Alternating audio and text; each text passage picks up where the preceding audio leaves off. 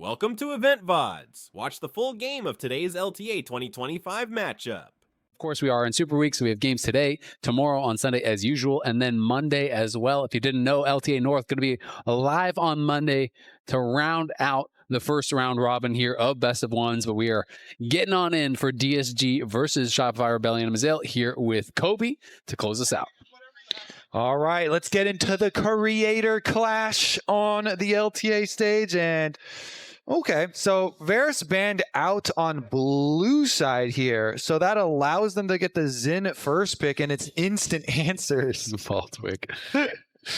Some good signs coming through in the audience, but immediately answered by some priority solo lanes here. So, oh, wow, we're just flying through this one, actually. Galio we get the again. second game here of another Galio counter pick. And it did not work out so well for Licorice. Right, but I still love the combo of not only counter picking Rumble, but also playing it with a Xin Zhao, because Xin Zhao can buy so much time with his ultimate. Galio ultimate coming over the top is huge, and fastest draft here. So got some they're making up our fans time. in the stands there cheering them on. And we do have the spicy hot pot combo right there. As we got the Rumble as well as the J4 coming in for contracts and Fudge. So that should be pretty interesting. And yeah, going to be excited to see how the top lane matchup goes. We've also seen Rise a fair bit in the LTA North, but has struggled against some of these kind of longer range compositions. It was played a number of times into not only Azir, but Azir Varus as a combination. Of course, Varus banned out this time. And it was losing kind of all those games because they were struggling to get enough of an advantage through sides, and they just ended up team fighting, and then you're kind of outranged, and it can be tough. And so we'll see how Abadaga can actually play out this game. Yeah, I think it also can be hard sometimes into Jarvan, because Jarvan frequency of ganks can be very, very high. And using the ultimate, you can traverse a lot of distance. He's getting the second kitten. You didn't even have a first kitten. I know, Jesus. Share the cats. Come on now. Don't be I'm greedy. Like 5 years behind or something. But yeah, Jarvan can also be decent versus Xin sometimes, because you can like ult him and then EQ out and try and dodge lock him in there. His W's and leave people behind in the arena. But let's get down to the bottom lane, because bottom lane was the one a lot of AD left up here. And yeah, because they've got the Galio already, you're like, all right, we don't want a Kaisa on that, or to look at any sort of heavy dive or anything like that. Meanwhile, I feel like you could just go like if you're worried about dive, you just go Ezreal or Xayah, right? So it is interesting. DSG focusing their bans on the support here, targeting Seos, taking away both the Nautilus as well as that Nico. Seos has been kind of just spamming Leona, and that is up and available. But of course, there's the opportunity for Huhi to take it here if he wants. MF being considered here for Scary Jerry, has played it once already and is going to be locked in. Not the biggest MF fan, but I do think Galio has quite good setup, and now you have Galio plus Rakan. You have point and click CC with the Rise as well. So you have a lot of ways to potentially dive in there with the Rakan. The Galio comes over the top, taunts them all up, and the bullet time's ripping out. And that seems like that is a pretty strong combo. Braum seems like a potential obvious pick here if you want to try to shut down that sort of play. So we'll see where Seos wants to go. If he is just going to go towards the kind of tried and true, the 3 games of Leona, go back towards that. It is instead going to be the Alistar here to potentially just be able to play that bodyguard style, knock out the Galio, knock out that Rakan when they are trying to go in. Yeah, and the ultimate is just so good for playing kind of in the mid-range here, where there is a lot of danger, but they still want stuff to be able to interrupt and put pressure on the Misfortune. So kind of nice on their side. I mean, the DSG comp actually is very similar to what we saw earlier today with the Galio, the Xin, and the Rakan coming in as the final piece there. Which do you like more? To have that early access. For me, I feel like I like Shopify's more because their carries are so mobile. Yeah. And when you have super mobile carries, we saw in the last one, that if you dodge Rakan well one time, the Rakan is really the only like guaranteed one, because you need the Rakan to land the charm and the knock up to allow for the Galio time to get in there. But Azir and Ezreal can be very slippery. Yeah. The other thing, though, is that there is a lot of side lane possibility there with the Rise as well. And then having a Galio, like semi-global ultimate, maybe they can make some plays and play the map that way. Yeah, it'll be interesting to see. It's definitely going to be, I think, a scary game for the MF and for the Rise. Because when you're looking at Jarvan, you're looking at Rumble, you're looking at Ezreal all over the top. those are champions that can only get out of the Jarvanol with their flash. You've got no flash, you're going to be in danger. Equalizer coming through, Jarvanol coming through, Ezreal coming through, all of that backline access, very easy to be able to coordinate and pull off. So I do think the team that gets the jump first is going to have a pretty big advantage potentially in some of these fights. But we are getting on into it. DSG versus Shopify Rebellion here. And Shopify Rebellion looking to get another win on the board. DSG looking to get there first. They are down at the bottom of the table with Dignitas, who was looking like they were in a good position to actually get a win last game, but 100 Thieves were able to come back. They were in a good position. Yeah. And, not even just looking like it. No, they were They were there. looking like it, and they were. Yeah, and then they were not. And then they weren't. And they also weren't looking like it. We have Castle here playing the Aftershock. Interesting because I got to interview Bwipo about this matchup earlier, obviously after they played, because he was the first person that I can remember back, I think, when it was LCS, bringing out this as kind of a counter pick in the league. And he was saying that he thinks it's strong because you get prio on push, and then you only kind of play aggressive when you have phase rush. And he was talking about phase rush as the kind of key component of this matchup. And he said the mistake that Licorice made is he went aggressive when phase rush was on cooldown.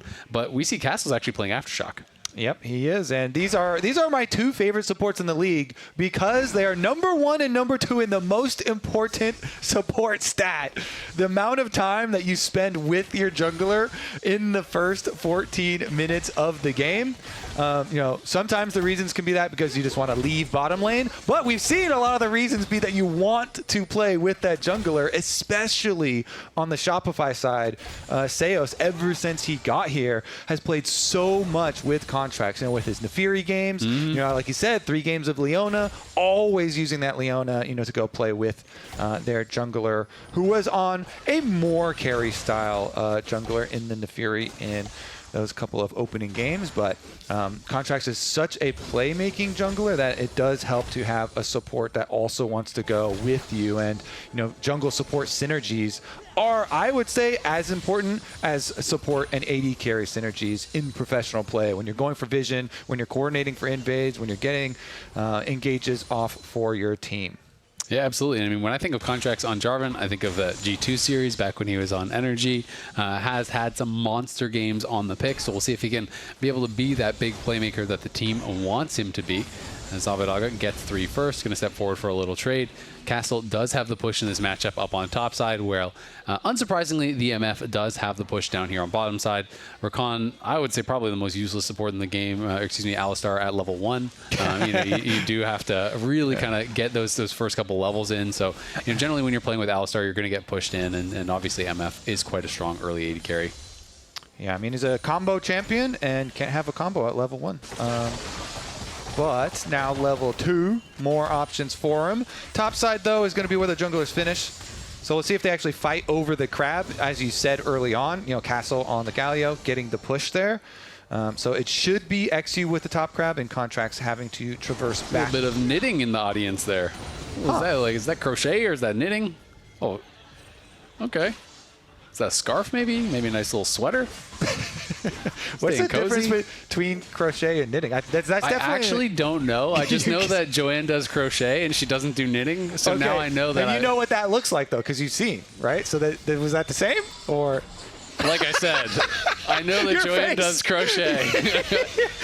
Okay. And when she's doing it, it's crochet. Yeah, and she's good at it. She's great at it. Okay. Well, she made me a hat, which I lost, and then I felt really bad about it. Oh no, But then she made me another hat, and I haven't lost that one. Okay, well, so I'm 1 for 2. I've never seen you wear it, so. Well, it's not usually winter. What does that mean? It's not cold enough. Yeah, when I travel, hat's on my head. Strap that bad boy on, nice and toasty. Keep that head warm. Yes, sir. Meanwhile, the bottom lane will be warmer after the swap and the Rumble being back down there. Of course, everybody's been swapping up to top sides. Couple of minutes even before the grub spawn at the early swaps. DSG were up there first with the Misfortune, with the Strut and the Cole as well for them. So they're going to be getting the slow push back out. They're actually speeding up that push to be able to crash it. And look for the extra pressure for themselves on top of it. Yeah, we'll see exactly what they want to do with this early call here for Scary Jerry. Tier going to be stacking up there for B-Boy as they're just accepting the push in here. Pretty even game so far. It's a couple hundred gold, though, in the advantage of DSG as they have some slight farm leads kind of across the board. And XU as well has been able to grab a couple extra camps for himself. Zin just kind of power farming right now. Contracts is clearing up towards that top side, and we'll see if he can find an angle up there, but doesn't seem too likely. Okay. Little quick trade there from the Aftershock Galio as he's pushing in once again. But as we said, those junglers are mirrored. No flashes blown early on, though, so it's not like super great target. I guess Seos here getting brush control first, though, is kind of the first step.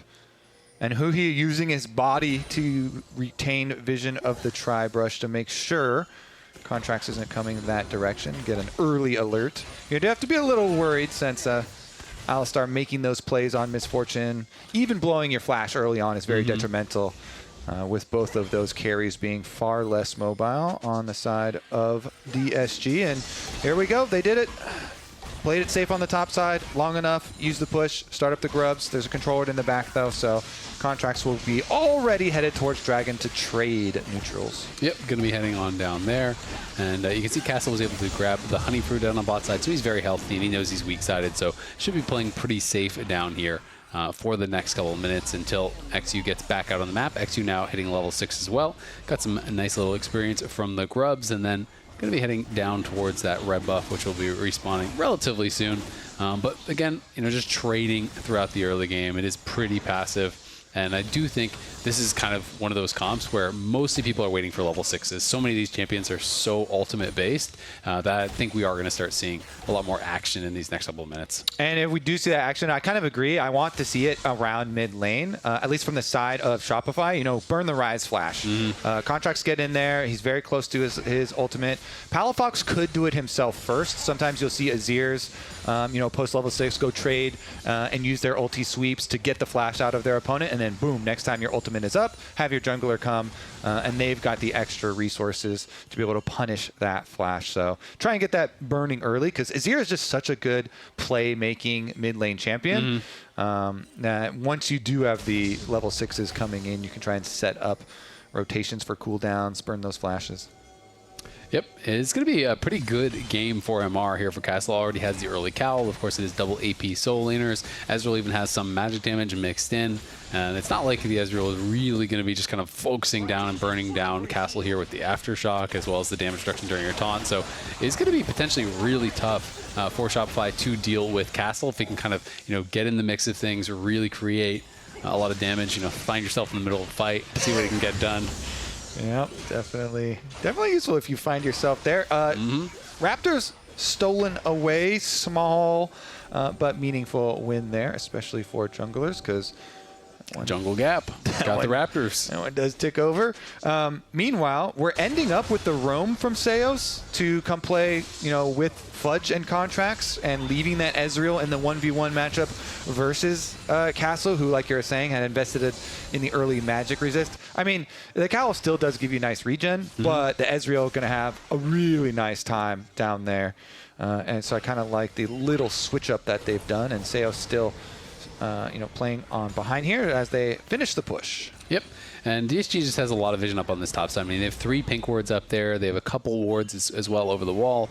Right before the Raptor pit is one over the wall that was able to spot Contracts earlier when he was doing the Krugs. So a lot of safety gained by them on the top side. And Castle, tough to be able to actually pick on. So he's just playing pretty safe on bot side. So has just kind of resulted in this farming game. We'll see if Shopify wants to actually challenge on the next grub spawn that is going to be up here in a minute 15.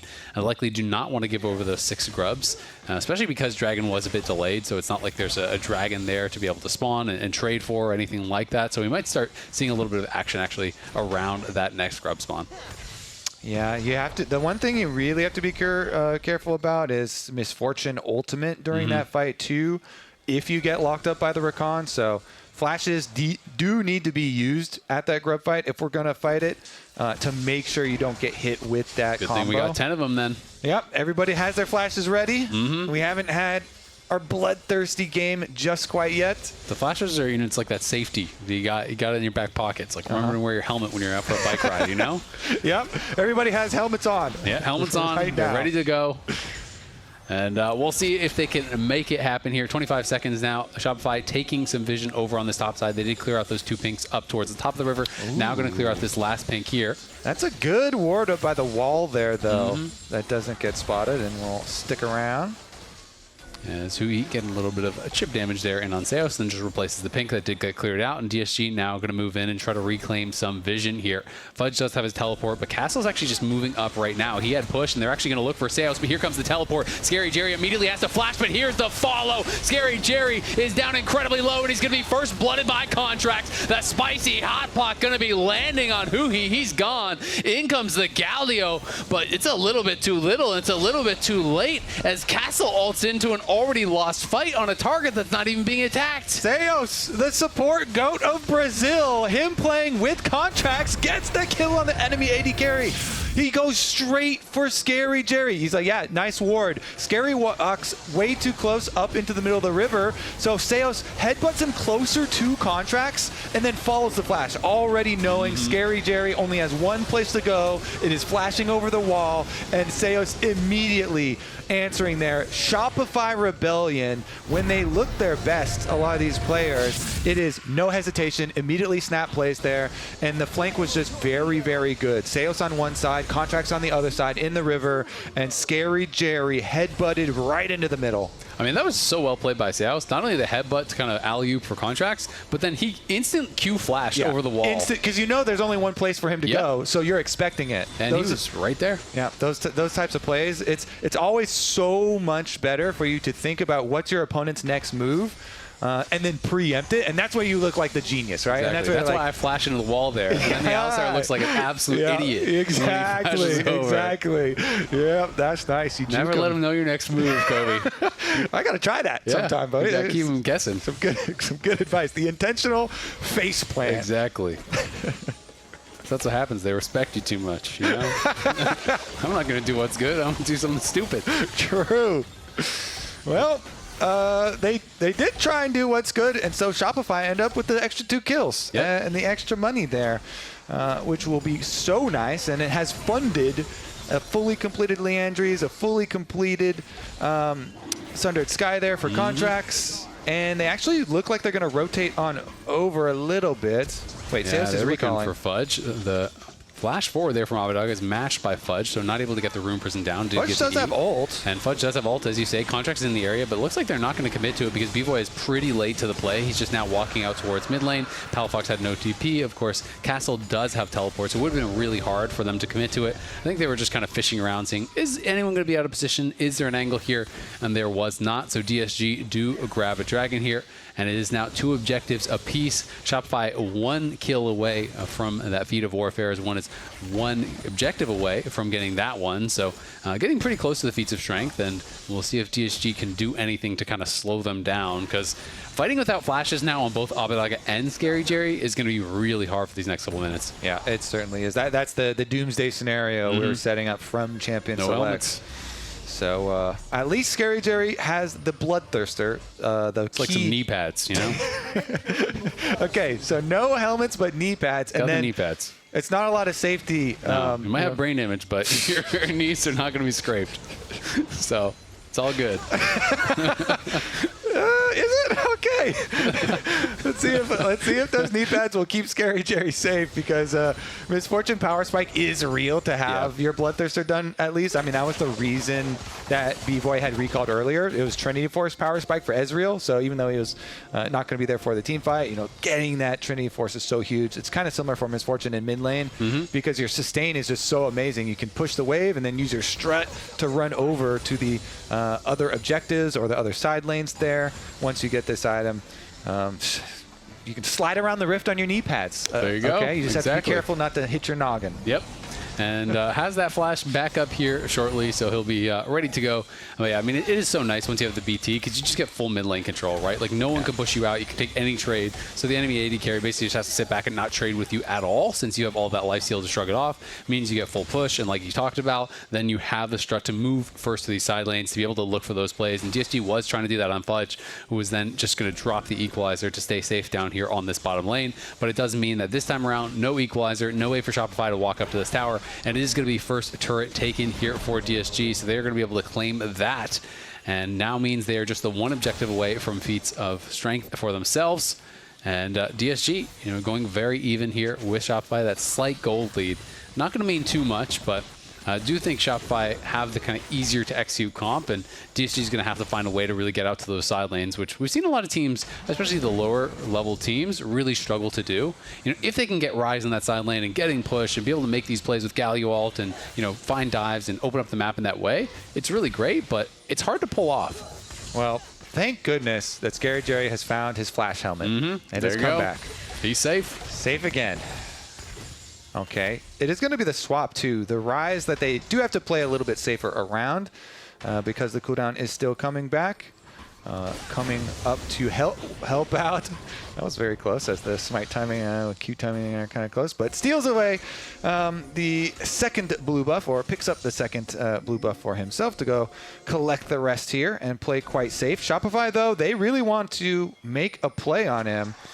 Again, you have to keep track of that timer. It's coming up pretty shortly here for the flash for Abadaga. And look at that. He is staying in their jungle with wards around him. Not going to expose himself to any sort of early play from the Alistar Jarvan Bruiser combo here. And they're looking for it again.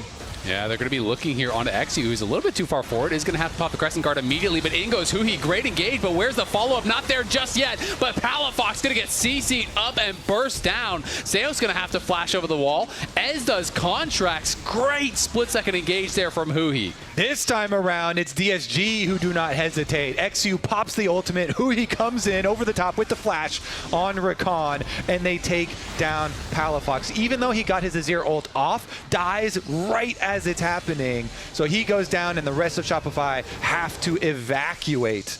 Let's take a look at the setup because it is lightning quick here. Exu in the middle, and Huhi, he does use his dash over to the side right there. Then Exu's like, okay, we fight this. He ults, chases them into the pit, and Huhi immediately follows so they can get it. Palfox right in the middle as the Misfortune ultimate is going over the top. Is just beautiful for them.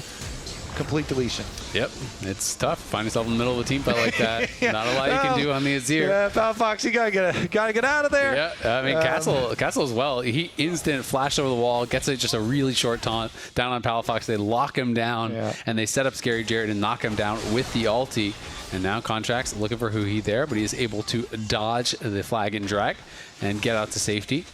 Slight lead is still maintained here for DSG, but they have the feats of strength now. So they're getting those upgraded boots in, which is going to feel pretty nice. And Scary Jerry just going to be maintaining his position here in the mid lane. We'll see if Fudge and Contracts can kind of find a good combo. Because again, I talked about this in draft, but I just feel like whoever gets the first engage has such an advantage because you're so far on the back foot since both teams have really explosive engages. If Contract's able to find that big combo and you get the equalizer down, it could be trouble. But the same is true as we saw from Huhi there. As Zeus, they're trying to force out his ult, won't quite be able to do it, but he is chunked down low, and now the Herald going to be summoned up. All right, Herald will get charge off. I mean, it's interesting they're doing this trailing play on top side. I guess they were thinking there was going to be some, sort of offensive play up there, but it's Dragon taken for DSG. They're not trying anything on top side, so kind of straggler play there where Fudge was hovering behind Palafox. Doesn't really find anything for Shopify, and they're just going to lose out on that Dragon. The side tower starting to open up, though, on opposite sides for some looks at the split push. Yeah, Shopify is seeming like they just weren't super comfortable to actually take that fight. Maybe missing a couple of these key flashes on their engagers. They don't have it on Contracts or Seos, so maybe feeling like it could be tough to actually find the fight. Also, something we haven't talked about, Hui's actually playing Spellbook Rakan. So this is pretty interesting. So he's now swapped over to Ghost. So he's on Ghost heal right now while he doesn't have that flash. Haven't seen Spellbook tech in a long time in Pro. It used to be popular, way back, but this is pretty cool if you feel like it is going to be kind of an inactive early lane and you're saying, hey, I don't actually need Guardian. It's not going to be that impactful. impactful. Maybe being able to swap over to Exhaust and Ignite and Ghost and things later on could give that additional value. So we'll kind of have to track how it does for him in these fights. Yeah, that will be interesting with the Ghost. Maybe he gets some cool engage off soon. Who he has had a successful record on Rakan throughout his very long career. See if he can continue it today with some new little tweaks to it.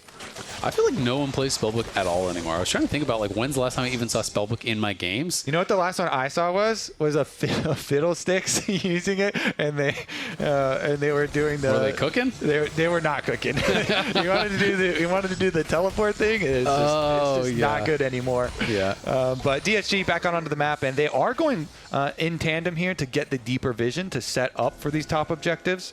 Castle leading the way with the support jungle duo, but. Yeah, we've definitely seen it in this game. The stat we showed at the very beginning of it with these two supports having the highest jungle proximities for themselves. And now they're going to do a wraparound here. They're actually behind Shopify. Scary Jerry's kind of split from the rest of the team. We'll see if they can find any sort of engage, who he is looking. But meanwhile, they're dropping multiple waves bot, and they're giving up the free tier 1. They're trading that for the tier 1 top. But both teams are just kind of dropping one side of the map and playing only through 2 lanes. Playing through mid and bot here for Shopify, as well as mid and top for DSG. So it is that exchange of gold. But I tend to favor Ryze getting gold probably more than the Rumble in this situation. As long as the Ryze can continue putting that pressure on in the side lanes, it is going to be really tough to deal with him. But if he is just grouping for fights, then I think it's a lot harder for him to actually find that value in these fights without getting CC'd up. As Seos goes forward, it does take a pretty big chunk of damage, but nothing too bad. Yeah, they just kind of agree to trade the opposite side lanes.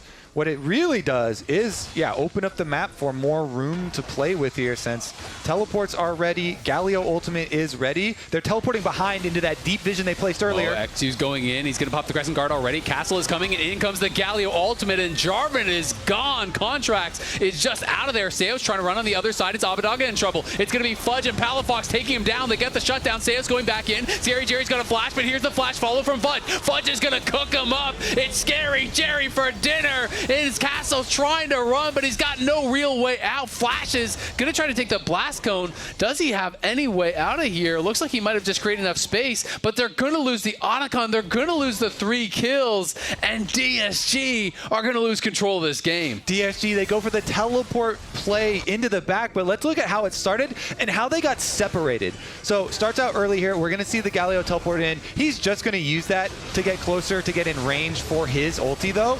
And Contracts, as you say, he does get deleted in there, but now there is no Misfortune ultimate or Galio ultimate. And then here, the Realm Warp for Abadaga, he goes in while the rest of the team was going the other way.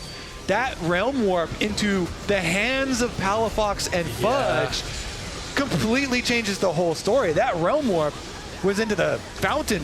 Good as into the fountain. Yeah, I mean, I think he just must have lost track of who else was over there. Maybe he thought it was just one member over there, but he realm warps into a 1v2, dies, loses his flash, and you see Ludwig going to be pretty happy about that one. Who he in trouble, back to live, is going to be pushed back here. They do have the Otacon GAs here and now have opened up an over 2,000 gold lead. Fudge getting very strong as he's now done his Riftmaker plus that Leandry, 7 stacks on that Dark Seal, and Scary Jerry just constantly getting focused. This Contracts is on the side. We'll see if they can find a window here to look for this dive. Fudge does have his equalizer back up, so if DSG mispositions with these Otacon GAs, you know they're going to send it. Yeah, they are. I mean, there's no flash on Ryze, no flash on Misfortune. Contracts has his to go for the engage. Like, that is a full send with revives. Fudge currently down pushing on the bottom side, so at the very least, Shopify will also get the bottom lane pushing, but they very likely will be calling for a more aggressive play. Minion wave does get pushed up by Fudge and Dragon spawning, so I guess they are going to call it at that. Okay, well, not going to be able to be challenged here at this Dragon, so they will be able to secure this. Interesting little tidbit. Last person to play Spellbook Rakan was actually also Huhi. It was back in 2023, so has been a couple years since that has popped up, and it was also him with that tech. He has swapped out the Ghost now for Exhaust, so he's going to be on Exhaust heal for now, and we can see if we can find some good value from that. Scary Jerry just trying to clear out the wave, but there is no flash for him, and he is in so much trouble. In comes the Galio ultimate, but will it even get anything done here? They're just tanking up the tower. B-Boy's going to withdraw. Everyone is kind of withdrawing right now here. Abadaga is cleaning house, and yeah, you have the GAs, but you're still giving over gold. DSG are going to Realm Warp in and look for even more. They get all 5 of the GAs for only their 80 carry. That is not even close to worth it. No, even with the old Otacon before it got nerfed, that probably wouldn't be worth it. This is so deep into the waiting arms of DSG. Even with them getting their kill target, as you say, chasing them through, yeah, they're just getting melted on that side. So it's 200 gold for each person that has to withdraw with the Otacon buff. Plus you get the lasting buff of the extra flower value. So it's like, that was 1,000 gold with 5 of the withdrawals, plus a little bit of extra stats after, in exchange for 1 kill on 1 misfortune. Yeah, I mean, they didn't even finish off the tower before they did. That tower was fully heated up and got like, I don't know, 6-8 shots of a fully heated tower. That is more than an extra member at this point in the game in a team fight. And they got absolutely cooked by that. That was a huge overforce, absolutely, from Shopify. Gonna wish they had that one back, but unfortunately, won't be able to. They are still, though, 2,000 in the lead. Otacon is a hell of a drug. It is, man. Do some crazy stuff on that buff. That's why I like the flowers Otacon much more. My team doesn't do that. When they get the flowers one, they just peacefully pick the flowers, as they are going to be able to drop the equalizer here, push back XU, finally claim that tier 1 tower, and just move forward in the game with that slight lead. All right. The dust has settled around mid lane, and they finally took care of the objective. Okay. So after the craziness of the Otacon bender that they went on, they calmed down a little bit. They still have their gold lead, you know. Dust has settled. They lost their wallet, but you know. Yep, everything's fine. Yeah. They still got their 2K gold lead, split on Dragon, split on Grugs. They do still also have that like mini lasting buff that is very, very. Or actually, no, they don't even have that one because it was the other kind. Wait a second, the teleport flank onto Palafox, it's very long, and he has flash. And ulti. Seos is around here as well. Seos just going to combo onto Abadaga, and now they're going to counter TP in comes the Rumble. Seos just buying time with his ultimate. Looks like there's not going to be much of a fight. They're just going to accept the trade of TPs and take the ulti from Seos. Okay, walk back out. Still have vision of them, and isn't going to have a spawn soon for anything to actually happen. So just a little bit of side lane possibilities down. I'd say it's probably a bit more worth for, or more useful for Ryze, since Ryze such a good split pusher. But I mean, the Rumble is so fed that it also is pretty big for him. Yeah, he's on 3 full items already. He already has that Bloodletter's Curse in, so has the triple mask items coming in already. Who he going to be getting pushed back. Did use that exhaust in last fight, so he's back to his original summoners right now. And we're just kind of waiting for this next fight. Looks like it's likely to be around this dragon, as both teams would love to move towards Soul Point. And with how explosive the engages are, Mountain Soul is definitely high value. Yeah, definitely is. That renewing shield, very big for a lot of these positionings preemptively towards the 5-on-5s, since we're going to get a lot of 5-on-5s in this game, it seems. How close are we going to be to that death cap, though? Because a minute out on Dragon. Well, Ryze just grabbed his, so there we go. He's got one. We'll see. How much gold does Palafox have? So he needs about 800 more gold to be able to actually complete his. So I don't know that he's going to get it. I don't think he will. He just came out of base, so not going to have that, and that is going to be a pretty important difference for Abadaga. Bloodthirster is done for B-Boy now, though, so he can shrug off all of the poke and is doing a lot better in that kind of mid-lane 80 carry duel right now for Prio. You can see Fudge, not quite 16, very close to it, though. Would actually probably like to see him get in range of these minions, because a wave or two, he'd actually be 16. You definitely want to get that before the fight. You can see he's at like 95% of the way. So if he actually just walks up to some of these minions, he will have it. But DSG posturing here, just trying to clear out vision around the Baron right now. Are going to be able to grab the scuttle and clear out the pink in the back of the pit. I think Abadaga should be pushing the wave right now. I mean, he's got Realm Warp. Yeah. Even though you don't have Teleport, you have your Realm Warp. You have Galio ult and Realm Warp. So it should always be Galio and Ryze pushing these waves, because they can join the fight so quickly. And this is something that we've seen, from a lot of our teams that are more of those bottom teams, is that they struggle to utilize the split push advantage when they build it, because there's always, I think, that nervousness of, well, what if my team gets caught, right? And things often aren't working for you on stage, so you don't have that kind of built-in confidence that your team will stay safe as a 4-man squad, which causes you to overgroup, which, quite frankly, takes away a lot of the value from the pick, right? So definitely agree, want to see Abadaga and Castle just kind of committing to that side lane, being able to find those picks, but they're going to be going in here hard onto B-Boy. B-Boy shifts out, flashes out, and now it's Seos potentially that's in trouble as he's in the middle of the team. Seos, though, flashing out as well. They're going to try to re-engage here onto Contracts. Good equalizer comes down from Fudge, and it's cooking up Ectu. Ectu is ignited. He is burning down, but he will barely survive. The problem being the Dragon is now live, and Shopify can just go right to it. Interesting. What's going to be more worth? Because the Ezreal has no barrier or flash, and both Abadaga and Exu using their flashes in this one. With the ultis down, it looks like it's going to be burn down free Dragon for Shopify. Yeah, this is nice. You just have two people doing that while Contracts and Palafox staying up here, making sure there's no sort of a cheesy Baron play that they are looking for on the other side. So they are able to eke out this advantage. And it's like you say, can you find a punish? Yes, you lost flashes on two people, but B-Boy, if you can catch him with a flash engage from Castle or Huhi, maybe that can really be what turns the game for DSG. Yeah, they definitely need to actually find a way back there. They've had some pressure on him, but haven't been able to take him down. And the death cap roar, at least now, has been evened up. Palafox has caught up in that one at the very least. And everybody with pretty similar inventories here, evening out. I would assume Fudge still has a decent amount of money to spend, though. And since he also had the Dark Seal early on and stacked it up, he still has a bunch of this advantage, this Rumble that got so much out of the river fight, flashing forward and getting the extra kills there. I mean, we've seen these Rumble ults like that. Those things have absolutely melted. Yeah. It is really tough, and I mean, he also was the beneficiary when they were doing this kind of tier 1 trade on either side. He was the one down in bot lane collecting that gold, collecting those minions, and as a result, Castle obviously a fair bit behind, in that 1v1, does at least complete his Seekers, so it doesn't have the Zonias, but Seekers obviously very valuable for that one fight.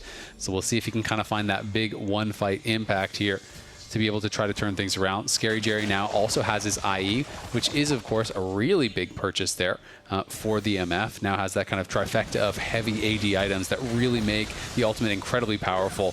As Palafox and Contracts just trying to maintain vision on that side. Exu going forward here, trying to get some damage down on Seos, but it's Exu that's in so much trouble, and Exu's just dead to start the fight. Hui flashes in, does get the double charm. The bullet time is connecting on nothing, though, as Abadaga is fighting Fudge on the side. Palafox goes forward, in goes Castle with the taunt. Scary Jerry has to flash from the engage coming in from Seos, and it's Scary Jerry on the run as B-Boy and the rest of them are chasing him down. Scary Jerry, late barrier, doesn't matter, barely survives, but the fight is not even close. Exu never even used the ulti, goes down without it. Shopify crush the fight and will take the Baron. Look how much damage he takes here right off the bat. So it's going to be him walking up, going for the W, but immediately as he charges in, knock up. Ezreal is hitting him. Azir is hitting him. Doesn't ult as he's running back, so Contracts punishes him.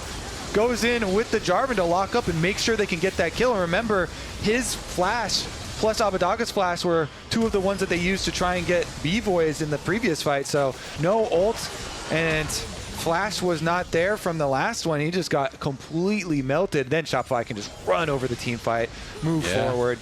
So I feel like the people that had their flashes blown in the last fight played very differently. B-Boy on Ezreal has Arcane Shift, but he also was at the back and also not exposing himself. So that was very risky to charge in there, but as you also correctly pointed out, no ult going down and the damage coming through so quickly. Now Shopify, with their Baron buff, have everything they need to push in. Huge gold lead has ballooned off of that, so now you just have a nice calm siege from Shopify, and they can slowly take out secondary tower here on bottom side. DSG, not a lot you can do in the face of this. Just try and play a little bit more defensively near your inhibitor towers. But even then, the Baron buff gonna do some lasting work here. Yeah, I mean, we really got to see Scary Jerry and Hui on the same page. I mean, Hui flashed in, with that ulti, and Scary Jerry just wasn't quite in range of those key targets with his ulti.